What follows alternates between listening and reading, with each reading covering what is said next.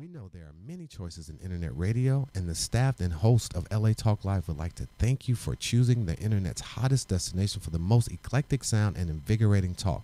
This is LA Talk Live. We are more than just talk.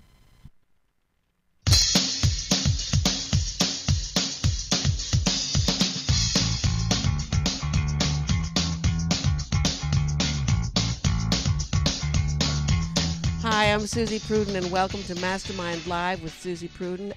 And we're on LA Talk Live, where we're more than just talk. I'm super excited about my guest today. Super excited. I've known her for quite a while.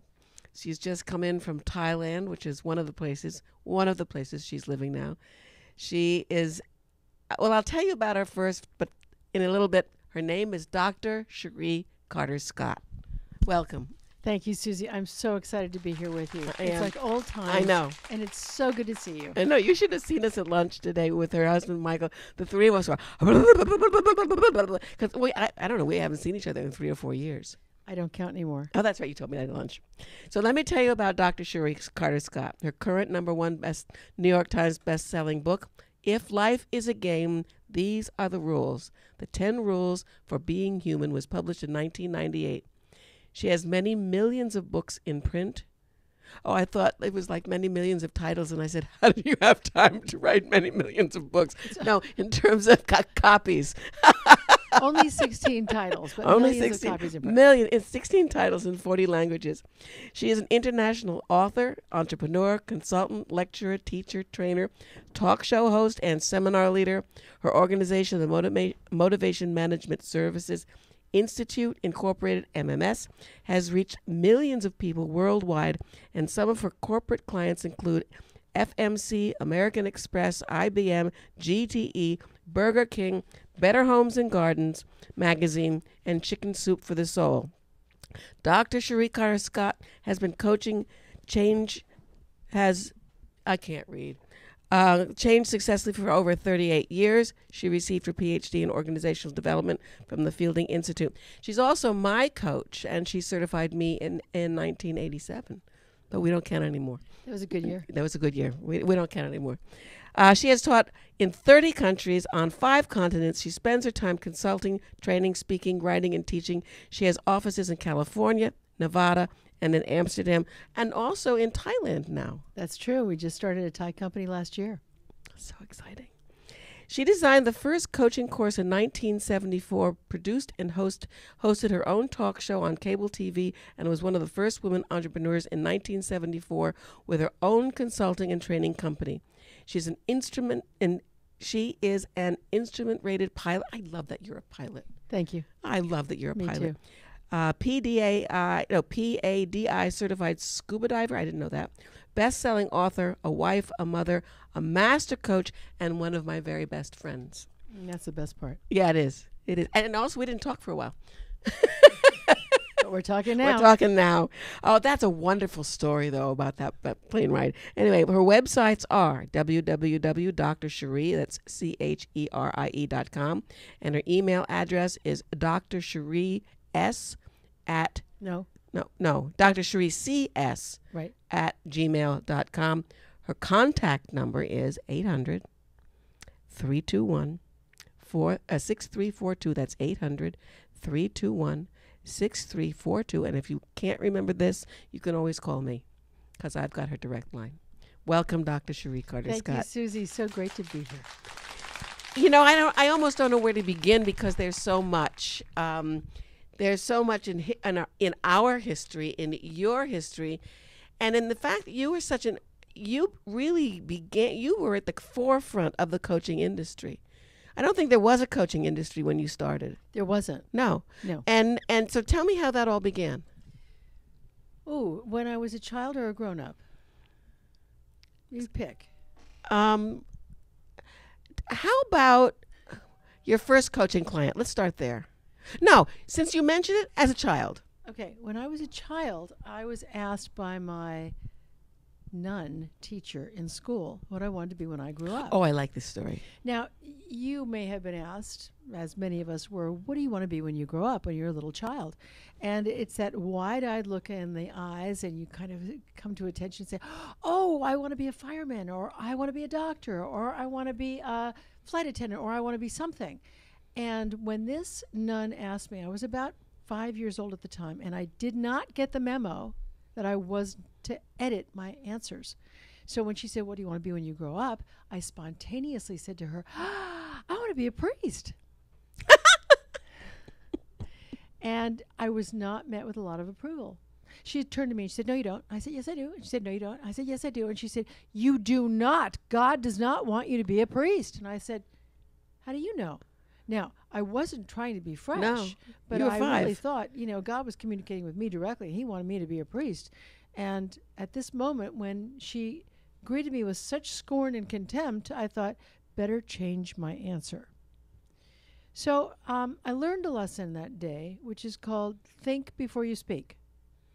A year later, my mother said to me, what do you want to be when you grow up? And I thought, better not say priest. Okay, what's my next best option? I said, I know.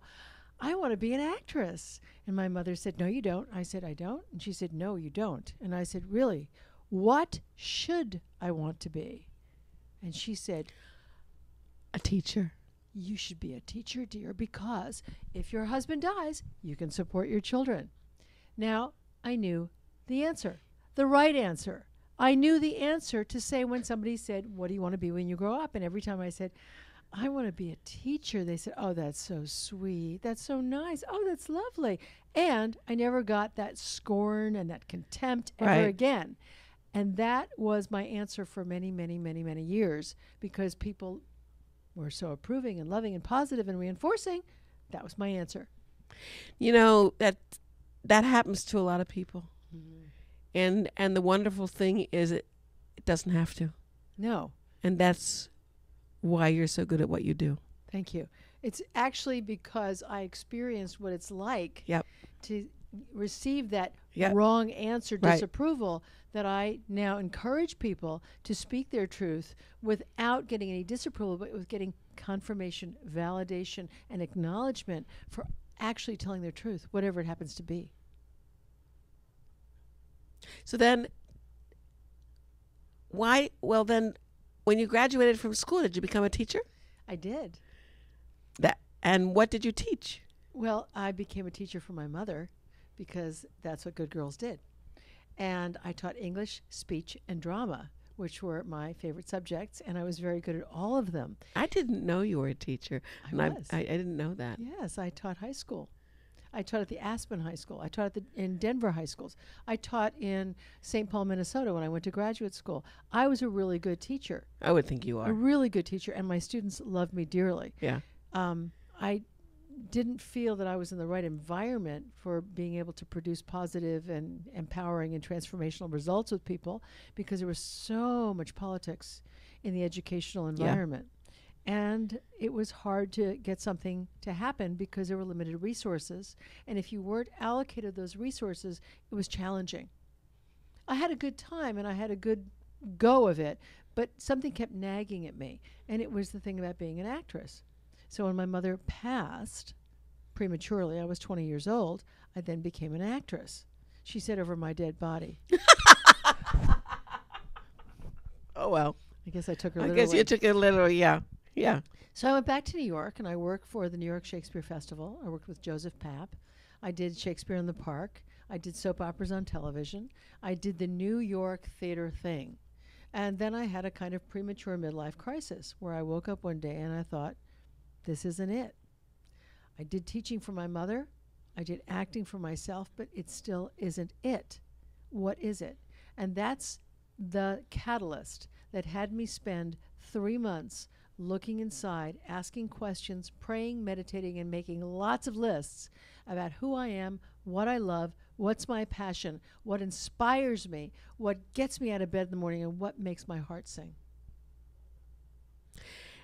And then what?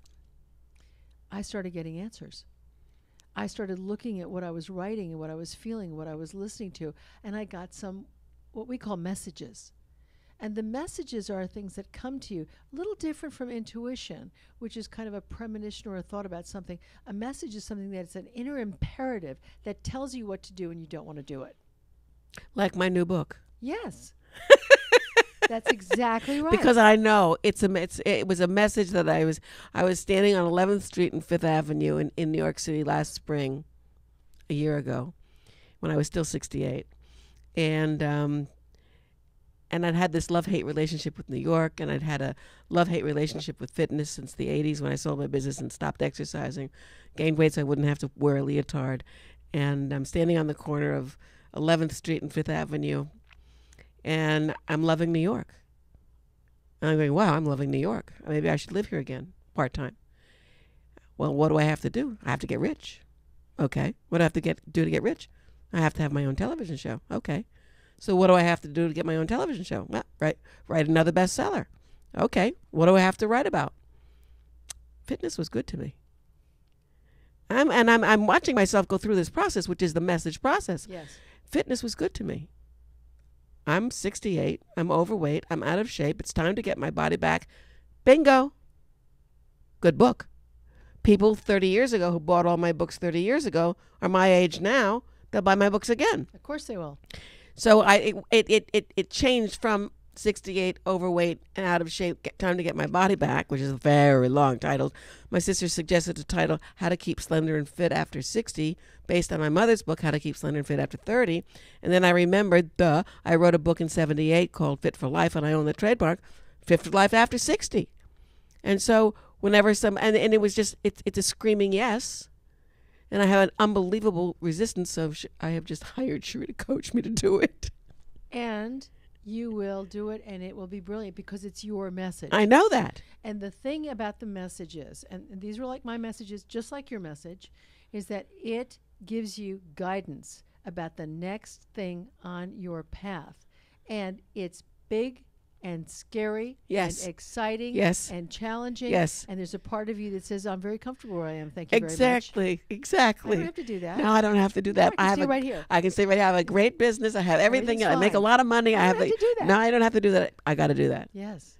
And so we had a discussion at lunch, and Sheree offered to coach me to help me do that. And I went, no.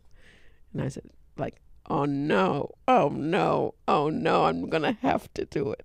And the good news is I'm going to have to do it because I have to do it. Now I have a support team. See, the key thing about messages is you never have to do it, but the message keeps repeating. It doesn't go away. It doesn't go away. No. It won't leave me alone. It keeps nagging. Yes. At you. Yes. And you go, it's like, not now. Yes. No, go yes. away. And it keeps coming back, yep. coming back. And the whole purpose of a coach is to support you in fulfilling your greatest life. Yes. Which means listening to that message and doing it no matter what. Yes. That's why just before the show, I said, okay, yes. It's like, oh my God. It is scary. But it's exciting. But your listeners would say to you, watching this, scary for you? You're Susie Pruden. What do you mean it's scary? Right. And? It's scary. Why is it scary for you? But why is it scary for me? There is no reason. You've done so many things. Yes. You've been on so many shows. Yes. I've written so many books. I've done it all. So they would say, why is it scary for you? Well, the big scary part is, and this is the real scary part, is that because now I'm 69, I'll be 70 on my next birthday. I am totally out of shape. I am overweight. That's the scary part because now I have to do what I'm teaching other people to do to get the results that I want for me that will get the results that they want for them. That's the scary part. And what's scary about that to you? Just that I have to do it. Oh, okay. It's the doing of the due diligence that Yeah. you know is next. Yeah, I know I have to do it. Understood. And there's a part of me that is very comfortable. Being who you being are. who I am, Yeah. with the way I am, except the other part of me is totally uncomfortable. Which part is that? The part of me that wants to get fit, that wants to get thin, and that wants to be the Susie Pruden that I've been in the past, that I absolutely pushed away on purpose. You know, what you're saying right now reminds me of my latest book. It's called Become One, Claim the Driver's Seat of Your Life. And it's about the different parts that are having conversations inside of you. Oh, I love that. Is it out yet? Yeah, it's a ebook. People can go and order it. So how do you order it? Amazon, Kindle. Just You tell go them. go to Amazon Kindle and order Become One, Claim the Driver's Seat of Your Life by Dr. Cherie Carter Scott. And you'll really enjoy it because it's very telling, it's very funny, it's humorous. I mean, people just laugh out loud reading it. But it really takes you through the process of aligning the different parts of you and making certain that they're in supporting your highest self. And following your dream. Yes, absolutely. Yeah. So it's a great book. Good. Good. You told me of another book about baby boomers after 50. Oh, it's called Baby Boomer's Bible for Life After 50, which is just a first cousin to your book called Fit for Life After 60. It's interesting because I didn't have parents that lived very long. My mother died at 55. My father died at 67. And so what I wanted to find out is somebody's got this figured out. And what I'm going to do is I'm going to talk to the people who look like they're having a great time and find out what they've learned. So I set up interviews with people between the ages of 50 and 100 over 1 year. And I interviewed people, and they kept saying, oh, you have to talk to Sally over there, and you have to talk to Jim over here, and you have to talk to... So I kept meeting with people and saying, well, what did you learn? And why are you having fun? And what's working for you? And I found out there are 10 truths in the book. I'll tell you four key ones. And they'd probably be the things that you would suspect. But number one, health. Mm-hmm. If you don't have your health, you don't really have anything. No. And so health is so, so important that you have to do what you need to do to be healthy. Number two, finances. You want to make certain that there's enough. And enough is different for each person. Yes. We all have different Enoughs. abundance, scarcity realities. But you want to make certain there's enough for you to get your needs, most of your wants, and your joy factor fulfilled in your daily life. Number three is relationships. It doesn't necessarily mean that you have to have a primary, but you have to have relationships with people. And one of the keys is relationships with people who are younger than you. Why? Because if all your relationships are with people older than you and they start dying off, you're left with no one. So it's very important to have relationships with people younger than you because it supports your youthful attitude, your youthful mindset, and you sticking around longer because they're fun people and they're And you want to hang out with them. Exactly. And the last one, which is also as important as all of the others, is a passion for something, a focus, a direction, something that keeps you around besides, say, golf, TV, and a mobile home. So you want to have something that sparks you and wants to get you out of bed in the morning. Could be nonprofit, could be for-profit, could be anything at all. But it has to be something that really makes the molecules move inside. What is your passion? Well, my big passion is coaching because I love seeing people honor their spiritual DNA and fulfill their life's destiny. That makes me feel like I'm fulfilling my purpose on earth. Right. So how did you get, what was your journey to become the coach you are today? Where did it start? Well, we started with the childhood. Right. And we had those seed planting moments. Right. Those were important moments. They were moments when I paid attention to what was happening, both outside me and inside me.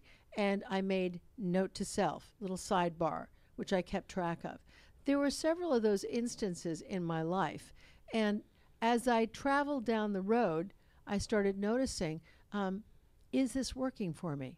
So I noticed with the teacher, is this working for me? Part of it is and part of it isn't. So I'd make a list. What are the parts that are working? Oh, I like that. Yeah. I think all of us should do that. Make a list in our lives.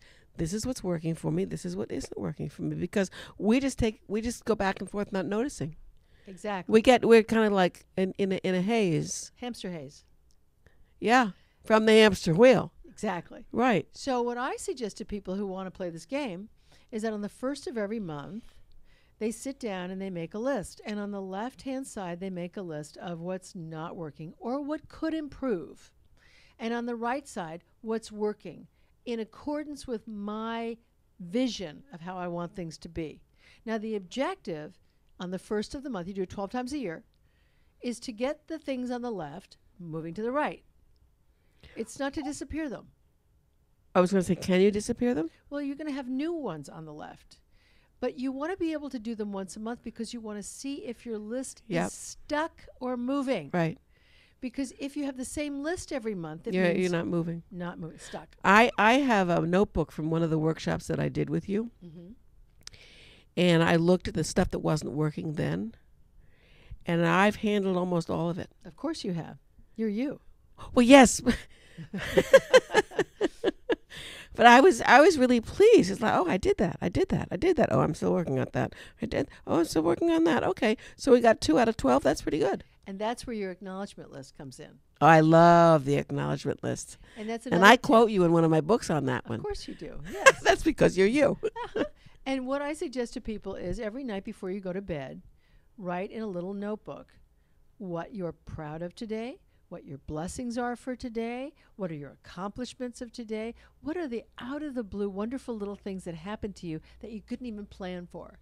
And it's just a repository of good news. And I suggest to people that you do it every single day. How many because- books do you have of acknowledgments? About 25. Yeah, I've seen the pile when you were up in still up in Santa Barbara, Yeah. and I figured it's been a while since I've been to Santa Barbara, and that was your birthday party. Yes. That's how long it's been, but we don't count yours. No. But I saw this stack of Yes. acknowledgement books, so I have to get back to doing that. Well, it's an easy exercise, and it doesn't cost anything, and it doesn't take a lot of time, But it maybe 5 minutes. Feels good. It makes you feel fabulous because what I suggest, and you know this very well, is that as you write down your accomplishments, your blessings, the good news, is that you notice how you feel as Yeah. you're writing Yep. them. Yep. Because it lifts the spirit. Yep. It programs the dreams. Yep. And it's a nice wind down exercise before you go to sleep. So you wake up the next morning feeling like a success. Yes. Instead of writing all the things that you didn't get done, and yeah, because then you feel terrible And all night. obsessing about them. And obsessing about them. Yeah. Yeah. So good. Well, moving right along. But you have a story of a gentleman who asked you to coach Yes. him. Okay, so this was after I was noticing what's working, what's not working. And I left the theater kind of abruptly because I had this blinding flash of the obvious. And the flash was, I do have talent, but I don't think I can be unemployed for long periods of time without going crazy.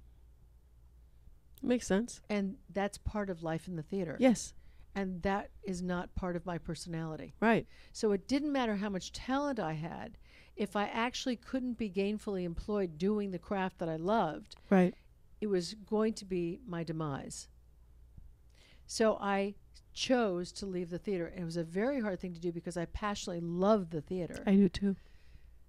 And I left it and I didn't know what I was going to do. So I started this process of asking, what do I love? What am I happiest? What are the moments? What are the environments? What are the places in which I can fully optimize who I am and be my best self? I started asking these questions. I started praying, meditating, list making, and I started getting these, as we said, messages. And the messages were, number one, you're a catalyst for people's self-discovery. And I said, I don't even know what a catalyst is. I think it's something that makes something else happen, like it pushes it forward, but that's not my word. It just came out of the blue. Catalyst, okay, that's good. And then I got another message, and the message was, you are to work in the field of human development.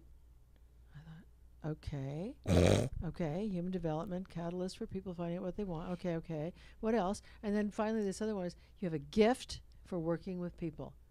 Okay, catalyst, human development, working with people. Am I supposed to go up to people at cocktail parties and they say, what do you do? I'm a catalyst that works with people in their self-development. I thought that's really weird. How do you language it? Yeah. And what do I put it on my business card? Catalyst for self-development with human beings as opposed to dogs? I mean, they didn't have dog whisperers back then. So what am I? It was really embarrassing. And then I got mad. I said, God, come on, give me a job description, give me a title, give me a direction, give me a something. Don't give me catalyst for human development. And then I got a phone call. My friend Lloyd called me and he said, hey, I'm thinking of you coming and helping me with my business. And I said, I'm busy trying to figure out what I'm going to do with my life. Thanks for calling. Talk to you later. Calls again a few weeks later. He says, hey, I'm really serious about this. I really think it'd be great if you came and, worked with me and helped me out. And I said, look, I'm busy. I am trying to sort out why I am on this planet and the purpose of my life. But thanks for asking. Like the compliment. A few weeks later, he calls me again. He says, hey, I said, you don't get the message. What's going on? I said, why are you calling me? He says, well, I trust you. I really trust you. I said, well, thank you. I'm glad you trust me, but I don't know anything. He said, that could come in handy. I said, if you want to hire me to pay your hard-earned money, knowing full well that I don't know anything, I accept. He was my first client. And after my assignment, I went, catalyst, human development, people, growth. Okay, I got it. So he was sent to me like a plant. Yeah. And I thought, I'm a little slow on the uptake sometimes, but I got it. No, that was a big step. Big. Yeah. Very big. Yeah, that's going from 0 to 65 in a millisecond. So he started talking to people and saying, there's this wonderful woman who asked these questions. And you'll find out your own truth that you may have hidden from yourself. Yes. And she will help you reveal it to yourself. And the phone started to ring off the hook. I didn't know what to say to people. They said, so will you ask me some questions? I said, well, that's what I do. I don't give advice. I just ask you questions. They said, fine, I'll come in. Ask me questions. And they started just coming. And the buzz got out there. There's this woman who asked these questions. They're really incredible. Now, this was, in my opinion, maybe I'm not the only person who did this. Maybe it was one of those synchronistic moments in the planet. But I started coaching people professionally in 1974.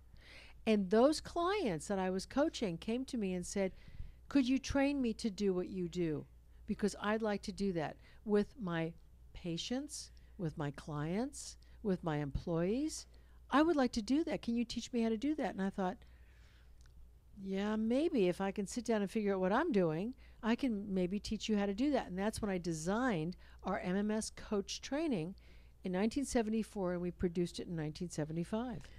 Stop right there. We're going to come back right where we are. We're going to take a break now. And don't go away. We've got some important messages for you. I'm Susie Pruden on MasterMind Live on LA Talk Live, where we're more than just talk. We'll be right back.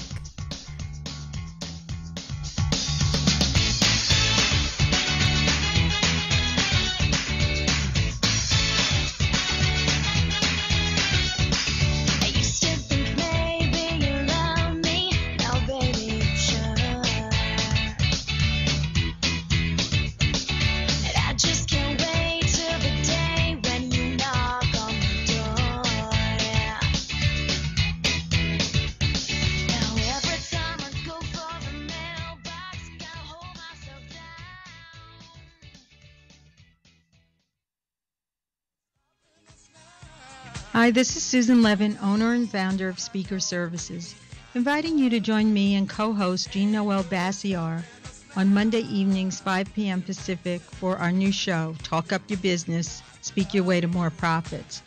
We'll be talking to you about how to use your expertise to grow your business or service through speaking. Our expert speakers and author guests will share their stories and success secrets with you.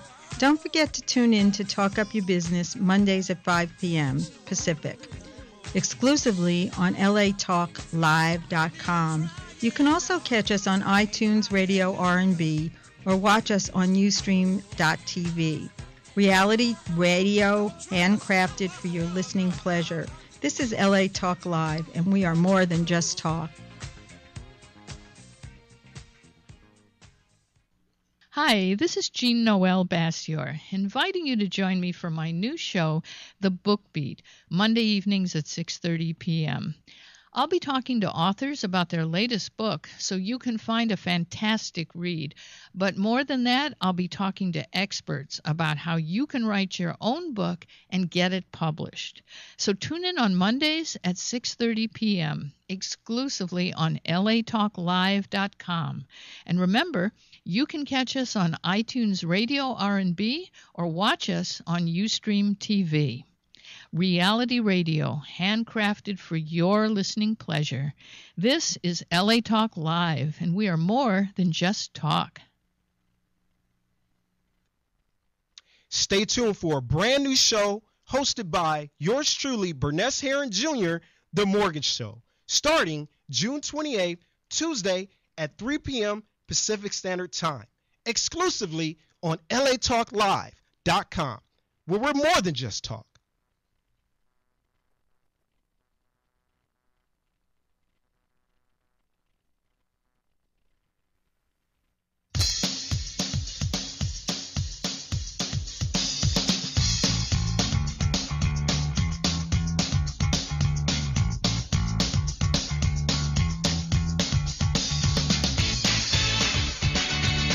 Hi, and welcome back to MasterMind Live with Susie Pruden on LA Talk Live, where we're more than just talk, and with my special, delightful, wonderful guest, Dr. Cherie Carter-Scott.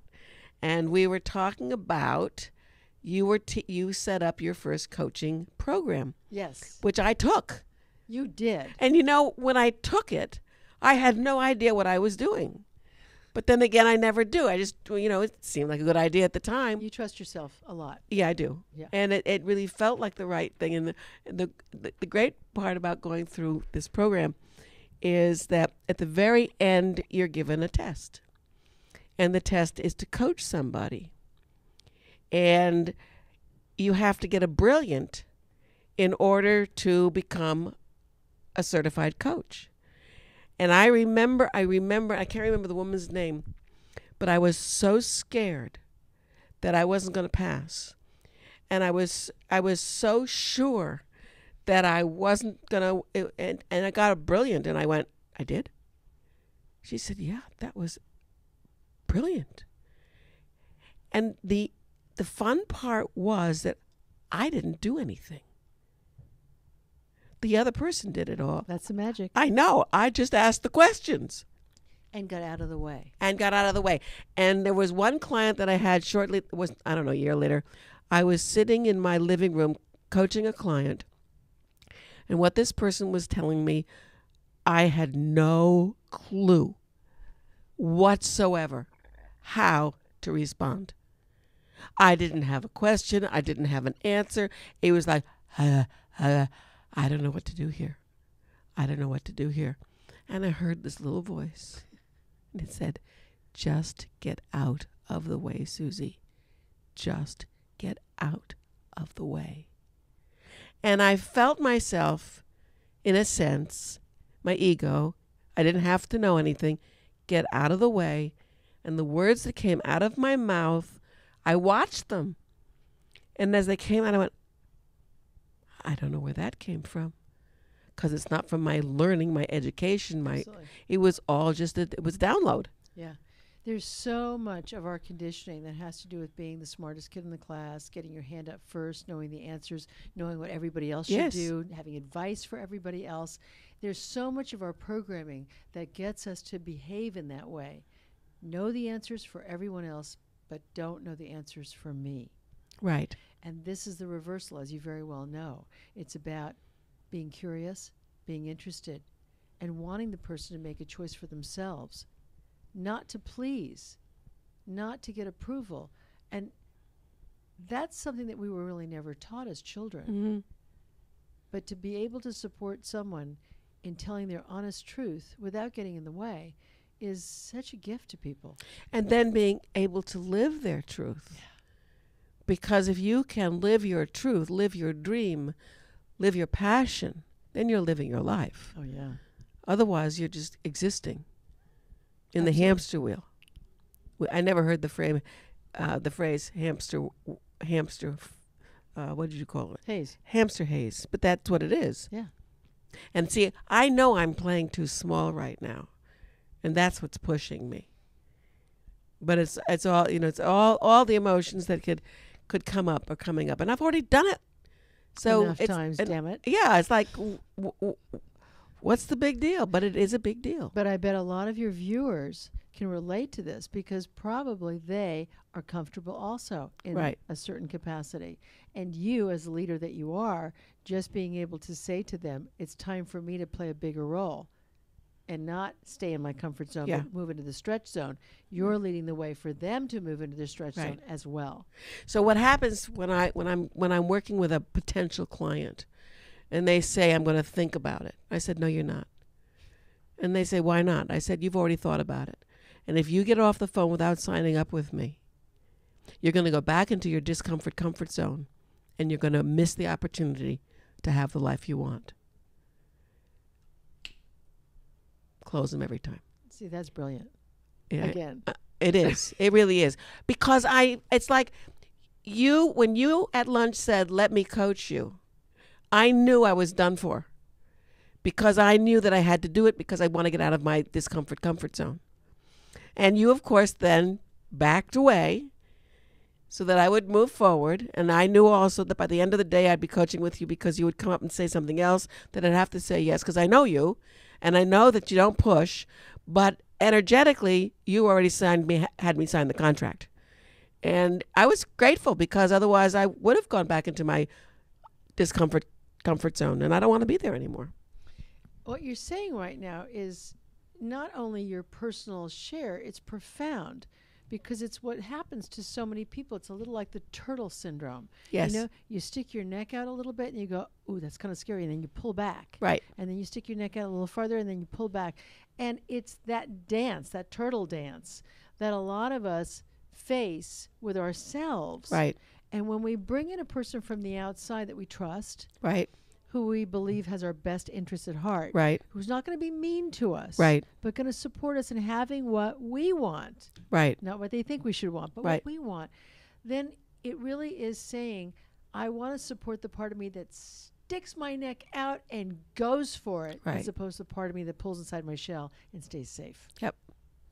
Yeah, and it's time for me. And so, and I know that what you're doing in your life blows me away because you have become literally a resident of the world and you are living your dream.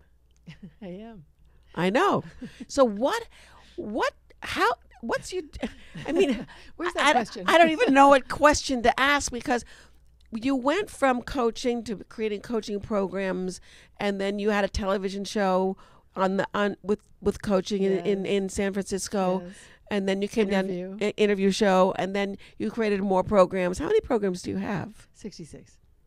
You now have 66 programs. 66 programs. And you're all over the world. You have We're also licensed. We have offices in 3 continents, and we have licensees in various different locations around the world. And we're continuing to license people to promote, produce, and present our courses in their area. So, for instance, a woman who read If Life is a Game, These Are the Rules, and then If Love is a Game, These Are the Rules, manifested her husband through the love book. She became a fan of mine, and one day she said to herself, I'm going to contact her. I love her books, I love her, and I'm going to contact her. And she contacted me, and she said, will you be my coach? And I said, let's talk about it. So we talked about it, and it seemed to me like it was a match. It was going to work. She's in Montreal. I was in Thailand. She had Skype. I had Skype. We could do it remotely. So we did our sessions together. She got what she wanted. She was absolutely ecstatic, happier than anybody I've ever come across. She ordered a whole bunch of my books. And she said, well, would you come to Montreal? Could we get you to come to Montreal and teach people up here coaching? And I said, all things are possible. We have to set the intention. Then we have to map out the strategy. And then we have to be supported in making the seemingly impossible happen. And it will. it does. Absolutely. That's what I have found in my life. It's like, okay, what do I want? And when I do it, it does it. It's like, okay, what do I want? This is my intention. Boom. And poof. There it is. Right. Absolutely. But you have to set that intention. And what happens to a lot of people is that they get stuck in I don't knowsville. And I don't knowsville is that place called what do you want? I don't know. Well, what would you like? I don't know. Well, what would be your vision of the future? I don't know. And I don't knowsville is a little bit like hamster haze. Yes. Because it means I'm doing what I'm doing and I've done what I've done, but I don't know what the future could bring or what I would want it to bring. So the question of having somebody move out of that hamster haze and to be able to envision their desired future is a very important step out of the wheel. Hamster wheel. Yeah, you have to begin to want. You have to want to know. You have to want something. And what I have found very often is the wanting to know is scary, because the wanting to know means it'll take you to the knowing, and the knowing could be really scary because it's so big. and then I'd have to do it. yes. That's it. And Yes. that's one of the reasons that people stay on the I don't know fence. Yeah. Because if you don't know, you don't have to do. Right. You don't know. You don't know. Can't do anything. Can't do anything. I don't know. I don't know. So I'm watching you, and we had the conversation a couple of weeks ago when you called me, and I said, "Where are you now? Are you here, there?" She said, "Well," and you said, "I've been living in Thailand for 3.5 years," and I went, "I want to do that." Okay, how do I do that? I'm gonna have to finish that book. You betcha. Back to that book. See, the messages don't go away. No, they don't just go keep away. coming back. So if you're one of those people watching this and watching Susie share about her message, you want to ask yourself, what's the message that's tugging on you, that's nagging at you? What's the one that you're not listening to, that you're swatting away, wishing it would leave you alone? That one is the one that you want to focus on. Yeah, and then when you and it's truly causing me to shiver and shake in my bones, and it on one level it shouldn't, because I've done it all. Hey, But been on there, the done it. you've been there, done that. But on the other level, it's my next step. Exactly. And the next step is always, well, I don't take baby steps. I take giant steps. Absolutely. It's what I've always done. Of I course. don't know how to do it otherwise. So I'm doing that. But then talk about, because it really fascinates me, how you have literally become a citizen of the world. You were at the Chinese consulate this morning Yeah. because you're going to be presenting in China. Yeah. Let's see. A few years ago, I started thinking to myself, I can keep doing what I've done, or I can change the game. That's what's going on right now with me. And I turned to my dear husband, Michael, who I love dearly, and I said, we want to do something different. And he said, what exactly? And I said, do you want to do the thing that we didn't do when we were kids, like backpack around the world, go and live in different places? And he said, sounds like fun. Now, one of the things, and you know this, but our viewers don't, but one of the things that Michael and I committed to each other when we put our lives together is we committed to holding hands in the adventure of life together. And so it was a pact of enjoying and celebrating and creating this adventure called life, but doing it together. Right. And so, being a speaker, trainer, entrepreneur, etc., I could get on and off planes by myself, and I was pretty capable of doing that. But I didn't want to do that. I wanted to do it together. So we started looking and seeing, okay, where would we like to be? Where do we want to experiment with? And we said, I know, it would be cool to go to Thailand because we've been there a few times. We really liked it. And 6 years ago, we built a home on the beach in the south of Thailand. So Webster University, which is headquartered in St. Louis, contacted us and said, we would like you to be one of our teachers in Bangkok. So That's how it happens. that's how it started. And I said, sounds like a plan. Michael, want to go to Bangkok with me and teach. So we taught in the undergraduate program at Webster coaching. And in the graduate program, we taught management and leadership. And we were team teaching. And we taught students between, say, 18 and 28.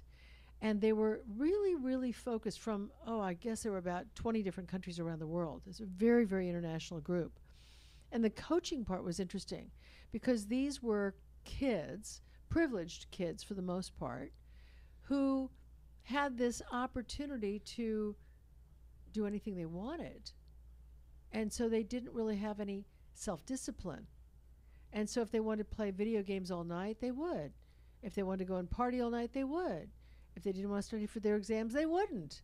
They do whatever they wanted. So acknowledging themselves or rewarding themselves, they were alien concepts. Well, how would I reward myself? Well, maybe you'd get yourself a special that. I'd do that anyway. So they didn't know from rewards. And so this was an interesting thing for us. That's, yes. And we were saying to them, well, what would be your objective? And they said, well, maybe my objective would be not to flunk out of school. Oh, that's good. Okay, and what else? And so their objectives had everything to do with changing short-term gratification into long-term satisfaction, because they didn't have those skill sets and they didn't know how to self-manage for a long-term result. Well, watching these young adults coach each other into changing behaviors that were going to be with them in their adult life was so inspiring. I bet that must have been fantastic. It was a totally new territory for you. Absolutely. So that was exciting. Yeah. Because you were making it up as you went, which is what we do. And then Webster asked me to speak to the stock exchange in a special event, and I did. And then CEO saw us and said, could you come in and create a coaching culture in our company? And then one thing led to another, and we started, working in Thailand. I mean, it was a whole bunch of new projects and people and language and learning, just unbelievable stimulation. And then I came to a new discovery about myself, which of course you'll probably know because you know me very well, and it's kind of a duh. But I realized that a successful day for me is a day in which I've learned something and I've taught something. And it comes down to that. That is, I like that. That's joyful. I like that because I told you about my weekend when half of it was wonderful, half of it was a disaster. So I taught and I learned. Yes. What did I learn? A lot of it I didn't learn until today from yesterday, but it was, okay, what's the lesson? What's the lesson? What's the lesson? That's the question. So if you have a situation that you're going through and you're not really very happy about it, always ask, what's the lesson? What is this in my life to teach me? Because there are no accidents. And the stuff comes in to teach you, and sometimes it doesn't feel good. But there is a lesson there, and that's why you get it. It's an opportunity, I always find. And what you're saying is important because most of us were taught to get angry or upset about situations that don't go our way or that we're not in control of. We aren't necessarily taught to step back, reflect, and notice, what is this here to teach me? What's this teaching me? And that's a very important question to ask if you want to change something. If you want to keep doing the same thing expecting different results, it's not then gonna work. You just get mad or upset or stomp around or have attitude. But if you want it to be different next time, you have to notice and pay attention to what it is that's not working that you want to be different, and have a vision of what different looks like. Yes. Wow. So then what? What took you to China? Well, okay, so we have to go to Holland 5 times a year anyway. Isn't that tough? She goes to Amsterdam 5 times a year. Because my dear sister runs our organization in Europe, and she brings us over to teach and train with her because she likes us and because we are added value. So we do that. So and she's wonderful. Yes. So we have the U.S., then we have Holland, and then we have Thailand. So we have 3 little hubs there. And then a person named Arnold, who took our internegotiation workshop 8 years ago in Holland, has been trying to get us to China for 8 years. And it's never quite been right. Until this year, when a new publisher, published our If Life is a Game in Mandarin in simple characters in Chinese. And we said, maybe this is the moment, Arnold. And he said, yeah, let's jump on it. So between the publisher publishing Life and Arnold organizing 10 different seminars, workshops, and trainings for us to do in Shanghai and Beijing, we went to China for 3 weeks to be able to see if the Chinese like what we're up to. And they do. It looks like it's a yes. We'll be going back in September for internegotiation and in January for coach training. Fantastic. And so what country are you going to conquer after that? Well, I don't know about conquering. Last September, we went to India for 12 days. Oh, then India is that's probably going to be. We have a client of ours in India, in Hyderabad. And they asked us if we would come over, and they've been kind of bothering us for a while about coming to India. And we've been saying, well, there was just a bombing, and it's not probably the right time. It's actually the best time to go after a bombing because they don't do them 2 in a row. It's really the most safe time. So if there's been a bombing someplace, get on the plane because that's the right moment. Anyway, terrible thought. So they said come over, and we said okay, and they set up, I think it was 10 speaking engagements in Mumbai and Pune and also Hyderabad. And that was pretty exciting and interesting. But what I realized, Susie, this is really, to me, I know it's a blinding flash of the obvious, but it's big, is that we ran into so many people in India who had prearranged marriages. Yes. Who were part of the caste system. Yes. And so fundamental to the coaching process is the notion of choice. Right. And the definition of choice is to select freely from a series of alternatives that which you want. Right. And if you don't choose, if someone chooses for you, if they choose your profession, if they choose your mate, if they choose your condo or where you live, right. if they choose your car, if people choose for you, then the concept of coaching and listening to your inner wisdom is alien. Totally. So how did you overcome that? Well, they positioned us with entrepreneurial groups, which is a yes, HR managers, which is also a yes. And we also saw that our particular type of program is really for those people who are less inclined to be traditional Indians and more Western or entrepreneurial Indians.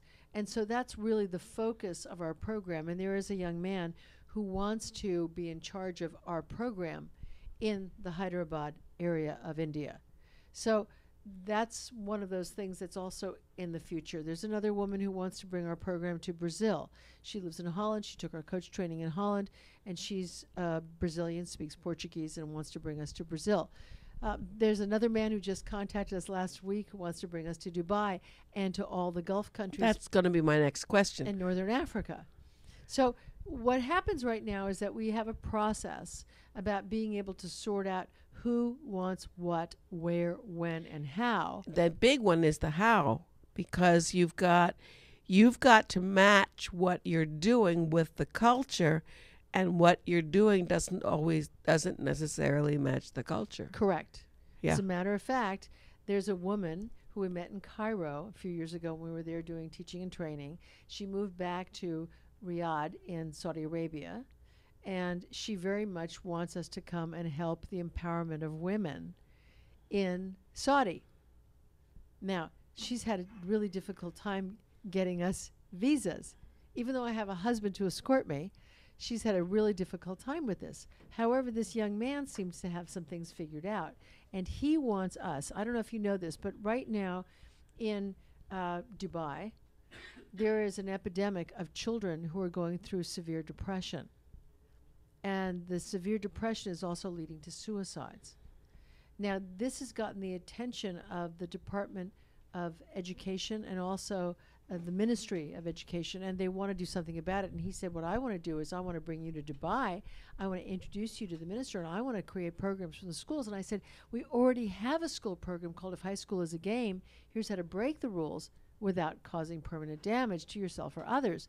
And he said, wow, this is something that I really want to be licensed to teach to all of the private schools in Dubai. I said, great. Well, let's talk about that, because I have an appointment to talk with him a second time this week on Skype. Unbelievably exciting. Unbelievably exciting. So what do you do when you're not working? What do I do when I'm not working? It's a really interesting question, because Michael, my dear husband, part of his job in my life is to keep me balanced. And I tend to be a workaholic. That's why I asked you the question. I'm so in love with the work I do. See, now I have the same challenge. Mm-hmm. I don't have a Michael. Well, maybe that's one of the things we'll manage. I was just going to say, it came out of my mouth and I went, oh, I did it. Okay. You did it again, twice in one day. Twice in one day. I'm going to write my book. I'm going to become a free spirit, and I'm going to find a Michael. Yeah. Who's not necessarily named Michael. Yeah. Okay, why not, right? Sure. Because the thing is, His job is to keep me balanced. And balanced means that everything is harmonious, that there's nothing causing stress on the organism so that I'm not listening or paying attention to my body, my mind, or my spirit. Because they all have to work in harmony Right. together. And if they're working in harmony, then I'm paying attention and I'm doing what I know I need to do. Now, that to me is about leading in my life. And if I'm going to lead others, I have to start with You have myself. to just, yeah. Yeah.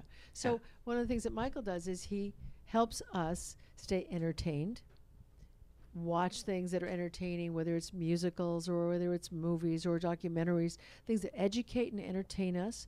Also, what do you call it? Physical fitness. He takes me to the gym every day. We have 1 minute. One And- more thing. And he makes certain that I'm laughing. Yes, and at lunch we were laughing a lot. Yeah. A lot. I want to thank you for being my guest. This has been such a treat. I want you back before you leave the country. Okay. Okay. Thank you so much for having me. Thank you. I'm Susie Pruden, my guest, Dr. Cherie Carter-Scott. This is Mastermind Live on LA Talk Live. And thank you for joining us, and we'll see you next week. Have a great one, and a happy 4th of July.